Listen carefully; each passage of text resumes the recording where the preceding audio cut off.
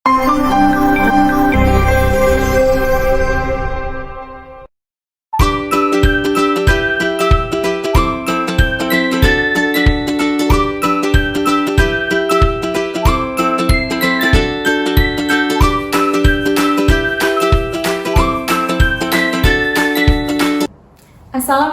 warahmatullahi wabarakatuh. Saya Cut Dewi Rosanti, calon guru penggerak dari Angkatan 9 SMA Negeri 2 Kusuma Bangsa Muara Batu. Saat ini sedang bersama saya rekan kerja saya, Ibu Hayatul Wardani, guru kimia dari sekolah kami. Insya Allah kita akan melaksanakan percakapan praobservasi. Assalamualaikum Ibu Hayatul, apa kabarnya Ibu hari ini? Waalaikumsalam, alhamdulillah saya kabar baik. Alhamdulillah. Ibu, hari ini mungkin kita akan melakukan percakapan praobservasi dulu ya Bu, sebelum kita menjalani kegiatan supervisi nanti kita di kelas. Adapun tujuan yang kita lakukan dalam supervisi ini adalah untuk mengetahui dan juga mengevaluasi tujuan ataupun jalannya proses pembelajaran yang akan Ibu lakukan nanti. Mengapa Ibu kita perlu menjalankan percakapan praobservasi ini? Direncanakan agar Ibu bisa lebih siap, Ibu juga menjadi lebih percaya diri untuk memberikan yang terbaik kepada murid kita di kelas. Siap Ibu ya, ada beberapa pertanyaan yang akan saya sampaikan kepada Ibu Hayatul. Yang pertama adalah, kira-kira apa tujuan pembelajaran yang akan Ibu capai? Di pembelajaran nanti tujuan pembelajaran yang akan dicapai itu adalah siswa mampu menjelaskan apa yang dimaksud dengan sistem dan lingkungan di dalam termokimia, dan juga dia mampu menjelaskan apa itu reaksi eksoterum dan endoterum yang ada dalam termokimia. Baik Ibu, tujuan pembelajarannya tadi adalah bagaimana siswa bisa memahami dan menjelaskan apa itu endoterum dan eksoterum dalam prinsip kimia Ibu ya. Bagaimana dengan area pengembangan yang ingin Ibu Hayatul capai? Area pengembangannya kalau dari sisi pengetahuan yang saya jelaskan tadi, yaitu siswa mampu menjelaskan apa itu reaksi eksoterum dan endoterum. Kalau dari sisi keterampilannya, siswa itu mampu melakukan praktikum tentang reaksi eksoterum dan endoterum serta mampu mempresentasikan dan melaporkan hasil dari praktikum mereka. Masya Allah Ibu ya. Baik, saya juga ingin mendengar rancangan pembelajaran yang telah Ibu buat, baik dari strateginya, model pembelajaran ataupun metode pembelajaran yang hendak Ibu lakukan nanti. Kalau dari segi pendekatan, saya di sini mau melakukan pendekatan atau menerapkan pendekatan saintifik. Kemudian model pembelajarannya problem based learning atau PBL ya, dengan metode diskusi dan tanya jawab, dan menggunakan media PowerPoint di sini yang saya gunakan. Adakah media pembelajaran yang akan Ibu gunakan nanti di kelas? Itulah media pembelajaran yang akan saya gunakan adalah PowerPoint, dan mungkin nanti ditambah lagi ketika mereka melakukan praktikum, itu kan ada media tambahan yang bisa mereka dapatkan di laboratorium. Saya jadi tidak sabar. Kira-kira kapan Ibu akan melaksanakan pembelajaran tersebut? Di hari apa Ibu? Di kelas berapa dan di jam berapa? Pembelajaran karena ini materinya tentang termokimia yang ada di kelas F2 ya, dan pembelajarannya akan hari Selasa tanggal 28 November 2023 Bu. Baik Bu, saya akan datang ke kelas nanti insya Allah ya Bu ya. Nanti setelah observasi kita juga akan melaksanakan percakapan seperti ini Bu, namanya percakapan pasca observasi. Sebelum kita akhiri, apa yang Ibu dapatkan dari percakapan praobservasi kita hari ini? Dari percakapan ini saya menjadi lebih siap nanti untuk melakukan proses pembelajaran dengan siswa di kelas. Yang saya rasakan Bu. Ya, Alhamdulillah. Jadi di percakapan kita praobservasi ini memang diperuntukkan agar semoga Ibu menjadi lebih siap, Ibu juga jadi memiliki gambaran ya Bu ya untuk pembelajaran nanti. Baik Ibu, sampai bertemu nanti di kegiatan observasi di kelas dan juga percakapan pasca observasi kita. Terima kasih Bu, Assalamualaikum. Waalaikumsalam. Ya, Assalamualaikum warahmatullahi wabarakatuh. Waalaikumsalam warahmatullahi wabarakatuh. Ya, anak-anak Ibu semuanya, seperti biasa sebelum kita mulai belajar, silahkan kita berdoa dulu. Doa belajarnya hari ini akan dipimpin oleh Ayu. Silakan Ayu. Mari sama-sama kita membaca doa belajar. Bismillahirrahmanirrahim. Rabbi zidni ilman warzuqni fahman, artinya ya Allah ya Tuhanku, tambahkanlah ilmu padaku dan berilah aku pengertian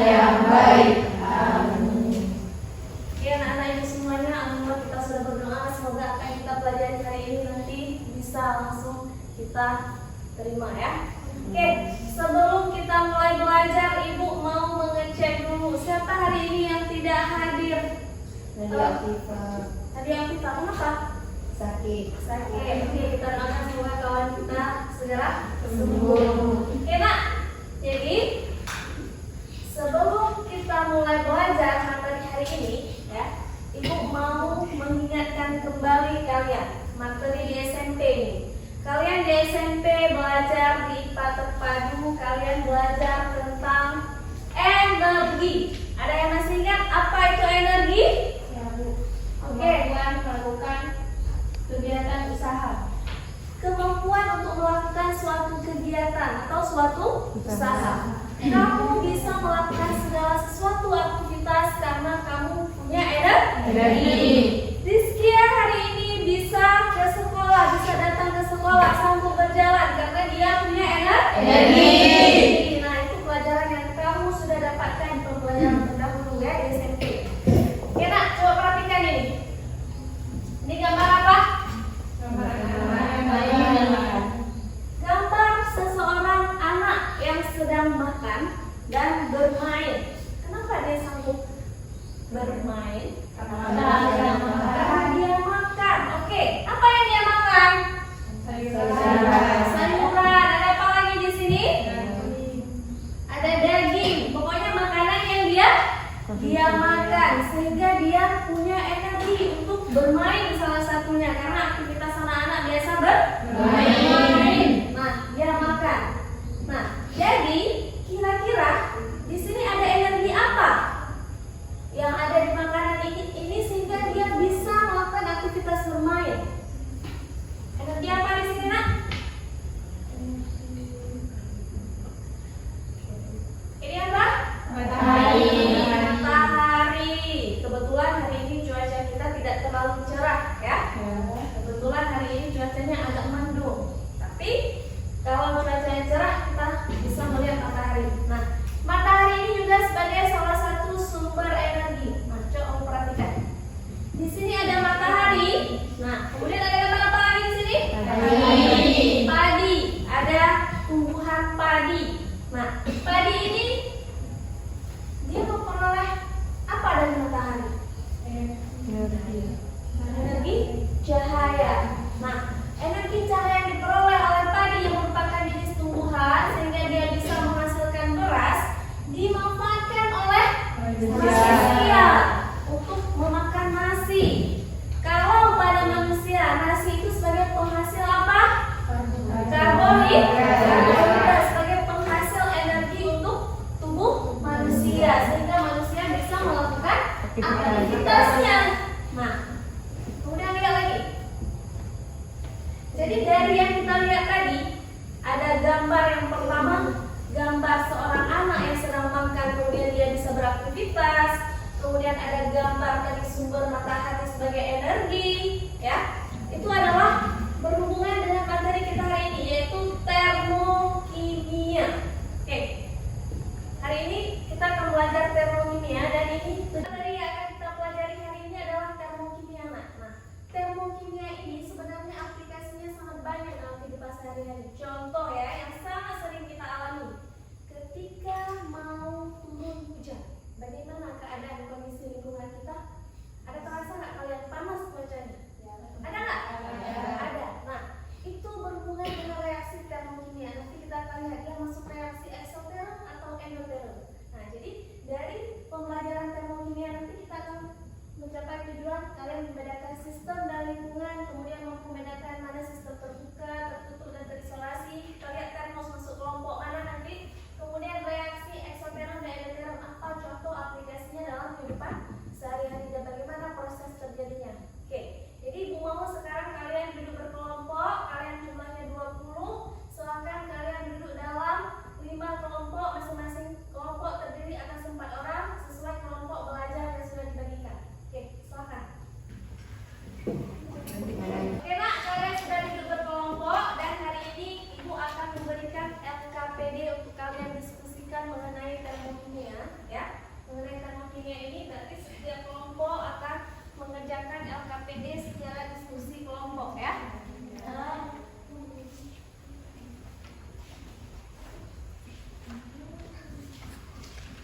Oke, silakan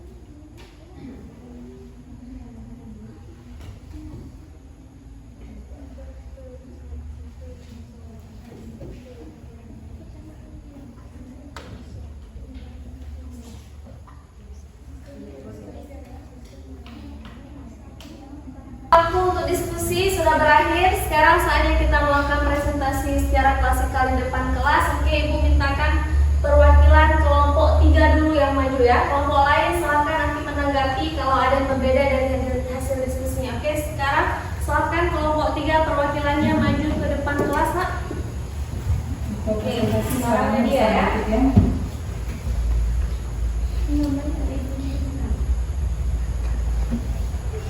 Hari ini kita akan mendengarkan presentasi dari kelompok 3 ya tentang hasil diskusi kelompoknya. Oke, silakan di kelompok 3 kita persilahkan untuk mempresentasikan kerjaan kelompoknya tadi. Assalamualaikum warahmatullahi wabarakatuh. Waalaikumsalam warahmatullahi wabarakatuh. Kami dari kelompok 3 ingin mempresentasikan hasil diskusi kelompok kami. Jadi teman-teman kalian perhatikan ke kegiatan 3 gambar di sini. Jadi berdasarkan gambar di atas, sistem dapat dibedakan menjadi 3. Pada gambar pertama sistemnya yaitu terbuka. Yang kedua gambarnya tertutup. Yang ketiga terisolasi. Pada gambar nomor berapakah terjadinya pertukaran materi dan energi antara sistem dan lingkungan? Mengapa demikian? Jawabannya ada pada gambar 1. Karena sistemnya terbuka sehingga memungkinkan materi dan energi untuk keluar masuk. Sekian dari kelompok kami. Assalamualaikum warahmatullahi wabarakatuh. Waalaikumsalam warahmatullahi wabarakatuh. Oke, tepuk tangan untuk kelompok 3. Untuk kembali ke tempat duduknya dulu. Kak, kalian tadi sudah mendengarkan hasil presentasi kelompok 3. Ada yang mau menanggapi dari hasil diskusi kelompok 3 tadi? Ada Bu, kelompok saya. Oh ya, silakan Ustaz Nabila. Ya, sebentar.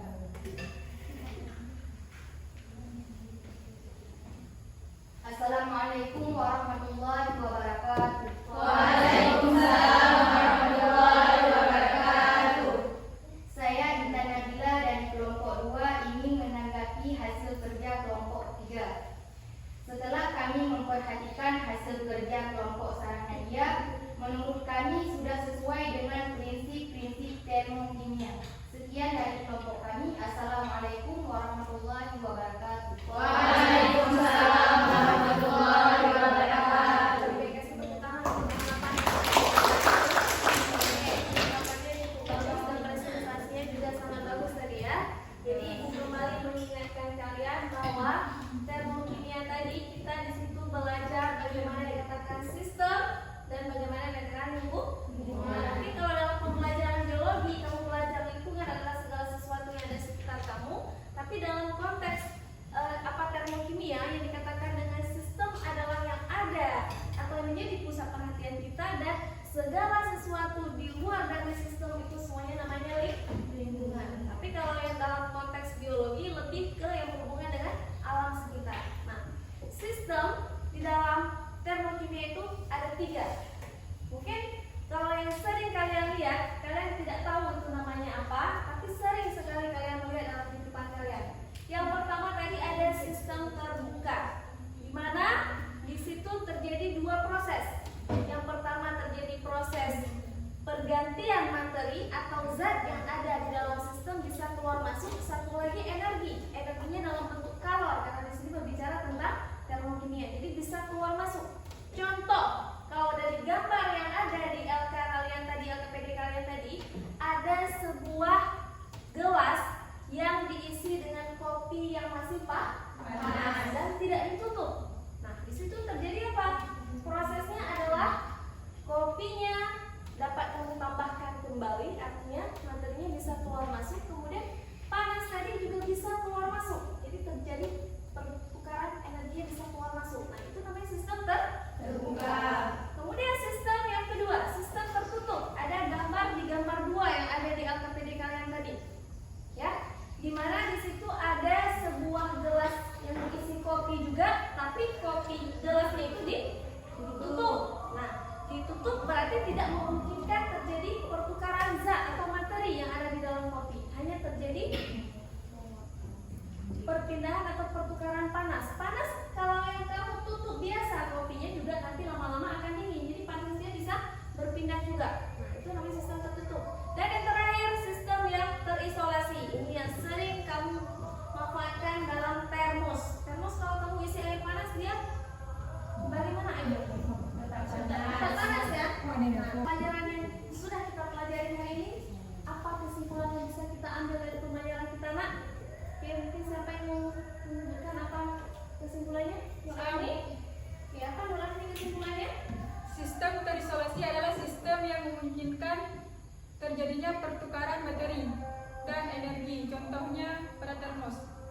Oke, bagus ya. Silahkan kalian ingat bahwa akan masuk ke dalam contoh dari sistem terisolasi. Oke, nah sekarang Ibu akan memberikan soal evaluasi untuk kalian ya. Jadi meminta kalian kerjakan soal evaluasi ini di dalam kelompok, tapi kerjanya individu ya. Oke. Karena tadi kalian sudah mengerjakan soal evaluasi, nanti kita akan koreksi lagi. Dan untuk pertemuan selanjutnya ya, silakan kalian baca mengenai entalpi ya, tugas baca untuk kalian. Nah, untuk hari ini cukup sekian pembelajaran kita. Ibu akhiri, assalamualaikum warahmatullahi wabarakatuh. Waalaikumsalam warahmatullahi wabarakatuh. Thank you. Assalamualaikum warahmatullahi wabarakatuh. Saya Cut Dewi Rosanti, calon guru penggerak Angkatan 9 dari SMA Negeri 2, Kusuma Bangsa, Muara Batu, Aceh Utara. Saat ini saya tidak sedang sendiri, saya bersama pengajar praktik kami, Ibu Rosmiati SPD, dan rekan kerja saya, Ibu Hayatul Wardani SPD. Beliau adalah guru kimia dari SMA Negeri 2 Kusuma Bangsa. Untuk kegiatan kali ini kami akan melakukan kegiatan pasca observasi ya Bu ya. Hayatul Wardani, apa kabarnya hari ini? Waalaikumsalam, alhamdulillah baik Bu Cut. Ibu Cut apa kabar? Alhamdulillah baik juga Ibu. Ibu, di kegiatan pasca observasi ini saya akan mengajukan beberapa pertanyaan terkait kegiatan observasi di kelas yang baru saja kita lakukan bersama. Bagaimana perasaan Ibu terkait proses observasi yang telah berlangsung tadi Bu? Alhamdulillah saya sangat lega ya setelah melakukan observasi Bu Cut. Alhamdulillah ya Bu, Ibu juga sudah melakukan usaha yang maksimal tadi. Bisakah Ibu ceritakan kembali area pengembangan yang telah Ibu lakukan di dalam kelas serta tahapan-tahapan apa saja yang sudah Ibu terapkan tadi? Area pengembangan yang sudah saya lakukan, yang pertama saya melakukan rancangan pembelajaran, di mana dalam rancangan pembelajaran tersebut saya membagi siswa dalam kelompok, kemudian menjelaskan materi singkat kepada siswa, kemudian siswa dibagikan LKPD. Setelah itu siswa berdiskusi di dalam kelompok yang sudah dibagikan tadi. Selanjutnya siswa mempresentasikan hasil setelah mereka diskusikan secara klasikal depan kelas, dan kelompok lain menanggapinya. Luar biasa, tadi sudah saya lihat juga Ibu di kelas ya. Menurut Ibu, area pengembangan yang Ibu lakukan tadi di kelas sudah berhasilkah Ibu? Alhamdulillah menurut saya sudah berhasil, cuma belum terlalu maksimal. Mungkin ada beberapa hal yang perlu dilakukan perbaikan agar lebih maksimal. Salah satunya di dalam antusias siswa ya dalam mengikuti pembelajaran. Baik Ibu, menurut Ibu apa sajakah yang Ibu menemukan kendala ataupun tantangan selama Ibu melakukan kegiatan observasi tadi Ibu? Kalau menurut pengamatan saya ya lebih ke antusias siswa tadi, di mana siswa itu tidak semuanya terlibat aktif dalam proses pembelajaran.